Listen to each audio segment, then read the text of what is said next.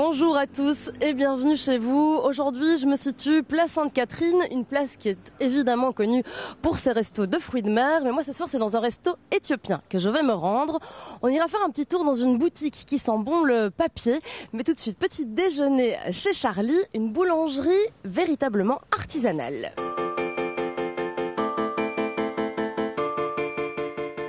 Il n'y a pas moyen de trouver un bon pain de qualité à Bruxelles. C'est cette phrase prononcée par son père que Charlie n'a jamais oubliée. Des années de cuisine plus tard, doté d'un sacré don pour la boulange, il crée sa boutique. Pour lui, il n'y a pas de secret. Un bon pain, c'est à la fois des ingrédients de choix et un savoir-faire, un coup de main précis et professionnel qui se travaille. Il y a des bonnes choses ici, donc tu fais boulangerie, pâtisserie, et tu me disais donc à l'instant qu'il y a de plus en plus de boulangeries vraiment artisanales sur Bruxelles. Oui, donc ça c'est plutôt la bonne nouvelle, c'est qu'il y a plus de boulangeries artisanales que quand j'ai ouvert. On a été quelques-uns à ouvrir il y a donc 10-12 ans on va dire, et maintenant depuis quelques années il y a vraiment de chouettes boulangers qui ont réouvert aussi à leur tour, et ça c'est une bonne nouvelle je trouve. Donc l'artisanat, ça veut dire on fait tout nous-mêmes, en quelque sorte. Exactement. Ça ne veut rien dire d'autre, a priori. Il n'y a pas de critères de qualité. Artisanat, c'est je fais avec mes mains. Et tu me disais que dans certaines boulangeries, c'est pas tout à fait de l'artisanat, mais ici, il y a vraiment une volonté chez Charlie de qualité des ingrédients, effectivement, mais aussi on fait tout nous-mêmes. Voilà, c'est ça. C'est vraiment de se dire tout est fabriqué chez nous. Pas une partie des choses sont fabriquées ici, c'est tout. Tout ce qu'on fait là est fabriqué par nous. Et seulement par nous. Et en plus, on met vraiment un point très important à acheter, je dirais, que des produits de qualité. Qu'ils soient locaux, qu'ils soient bio ou non. En tout cas, c'est que des produits d'artisans aussi. Donc, je travaille avec des fermiers, je travaille avec des meuniers, je ne travaille pas avec des industriels mais vraiment chacun qui fait ses produits.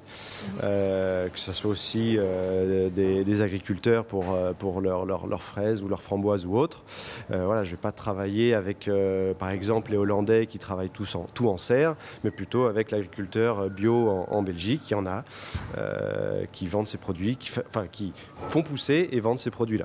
Tu me disais même le sel, c'est pas n'importe quel sel. Exactement, donc on fait venir de la fleur de sel du Portugal, de Tavira, donc dans le sud, qui est un sel bio aussi, justement parce que pour ses attraits qualitatifs et nutritionnels, parce que c'est un sel très iodé. Mais on va goûter tout ça. Qu'est-ce que c'est ? Alors là, on a le croissant, l'inconditionnel croissant, mais que voilà, c'est toujours un bonheur. En tout cas, moi, c'est mon bonheur depuis 11 ans. Je ne m'en lasse pas. Et puis là, c'est un produit qu'on a fait récemment, qui est un produit de chez moi, en fait, parce que je viens du sud de la France. Et donc, ça s'appelle la fougasse d'Aigues Mortes, qui est une ville fortifiée, un village fortifié dans le sud de l'Hérault. Et donc, c'est une brioche qui est très légère, parfumée à la fleur d'oranger. Je trouve ça marche très très bien. Et après un bon café de chez Corica. Tu vas goûter tout ça et ensuite je te montre l'atelier où on fabrique toutes ces merveilles.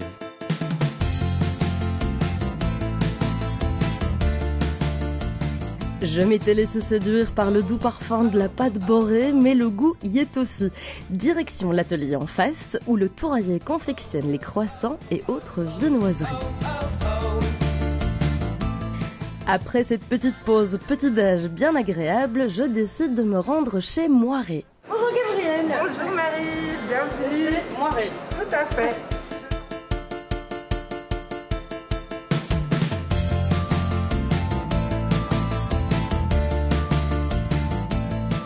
Moiré, c'est bien entendu cette illusion d'optique bien connue des professionnels du petit écran, parce qu'ici, l'image règne en maître. Crayonnage, couleurs, traits et supports en tout genre agrémentent les murs et étalages de ce petit écrin dédié à l'illustration. Eh bien Gabrielle, c'est magnifique cette petite boutique. Est-ce que tu peux un peu m'expliquer le concept ici ? Il y a de l'impression, il y a de la sérigraphie aussi ? Tout à fait. Donc on est dans une boutique d'images imprimées qui comporte donc la sérigraphie, la riso, la gravure, mais aussi les techniques numériques, la jet d'encre, etc. Et des objets graphiques qui sont soit également imprimés, soit qui ont été travaillés de manière durable, par exemple du béton recyclé ou d'autres matières comme le papier, qui sont travaillées par des artisans qualifiés. Et donc cette boutique, c'est toi qui as tout fait ici, de mur au plafond. Et l'idée t'est venue à Brooklyn. Tout à fait. Voilà, j'étais en voyage avec mon mari il y a des années. Et en fait, là-bas, il y avait plein de petites boutiques de créateurs et d'artisans. Et ce que j'aimais bien, c'était de voir le travail de quelqu'un, de comprendre comment il l'avait fait, et puis de repartir chez moi avec, comme une sorte de souvenir. Et quand je suis revenue à Bruxelles, j'avais vraiment envie de faire ça aussi. Il m'a fallu des années pour mener mon projet à bien, mais voilà, il est là. Et je suis plutôt contente. Toi, tu étais anciennement prof de sérigraphie et donc tu as la capacité d'expliquer un petit peu toutes les techniques des œuvres qu'on voit ici. Je te propose peut-être que tu m'expliques un petit peu, qu'on fasse le tour. C'est parti! Gabrielle expose et vend des œuvres qui lui plaisent, mais elle est bien plus qu'une vendeuse. C'est une artiste et une experte dans son domaine. Elle crée dans son atelier à l'étage et partage ses connaissances avec humour et passion. Chaque création a sa technique.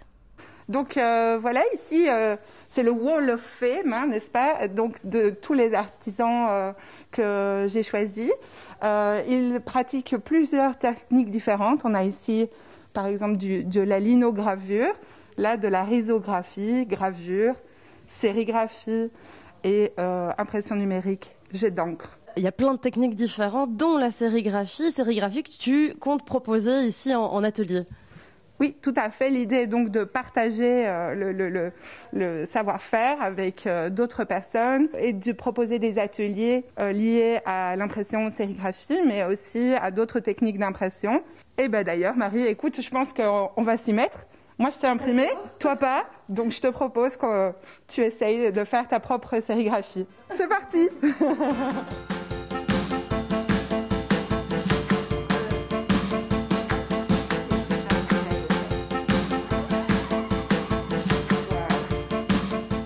Donc voilà Marie, maintenant que tu as pu essayer la technique, tu t'es rendu compte qu'en mettant de l'encre et en appuyant très fort, l'encre passait au travers du cadre de sérigraphie. C'est parce qu'il est composé de plein de petits trous qui vont donc laisser passer l'encre. Et comment est-ce qu'on obtient l'image à la base? Tout simplement, on aura dessiné ou imprimé sur un calque ou un film spécifique et on va venir l'insoler, donc lui donner beaucoup de lumière. Après avoir évidemment mis ce produit bleu qui s'appelle l'émulsion. Gabrielle conçoit des calques sur demande selon vos modèles et loue le matériel pour s'y essayer si l'expérience vous tente. Je repars, moi, ravie, ma sérigraphie sous le bras. Après une balade dans les rues du centre-ville, près du Sacré Fontenas, situé sur la place du même nom, je me rends dans un resto qui me faisait de l'œil depuis bien longtemps. Cocob. Et ici, pas de chichi, pas de couvert non plus. Rendez-vous avec Farah, responsable de la salle du resto. Bonjour Marie, bonjour Farah, enchantée, bienvenue chez nous.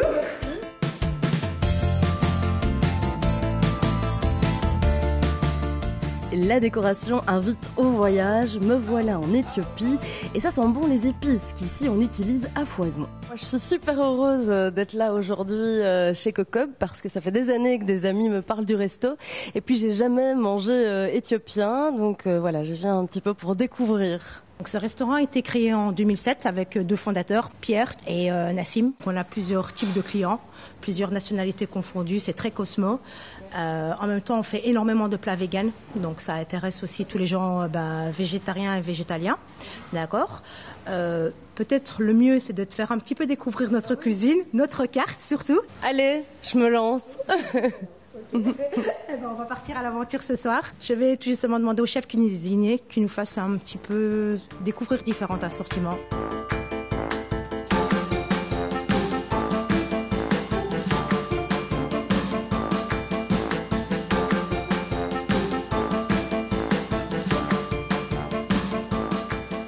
Donc ici, en fait, il y a la crêpe traditionnelle éthiopienne qu'on appelle Injera.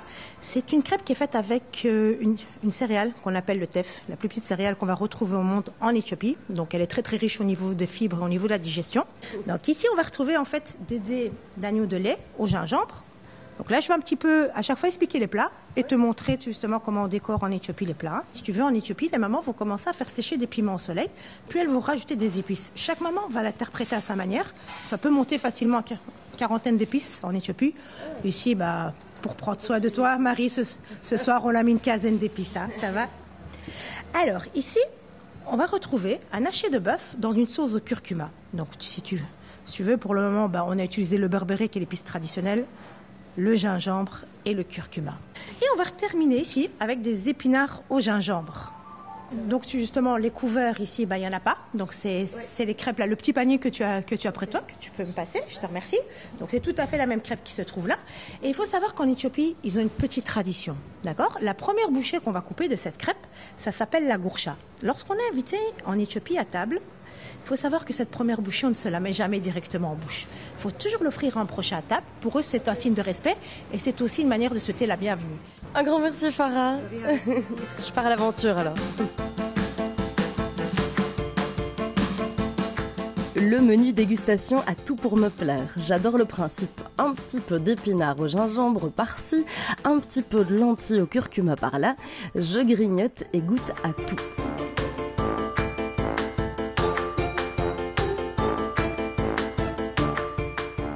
Farah m'invite à terminer le repas par son fameux café. Une petite cérémonie m'attend, encens et détente au programme. C'est avec ce véritable café traditionnel éthiopien que je vous dis à la semaine prochaine. Nouveau quartier, nouveau lieu, dernière émission aussi. Je vous dis donc à tout bientôt.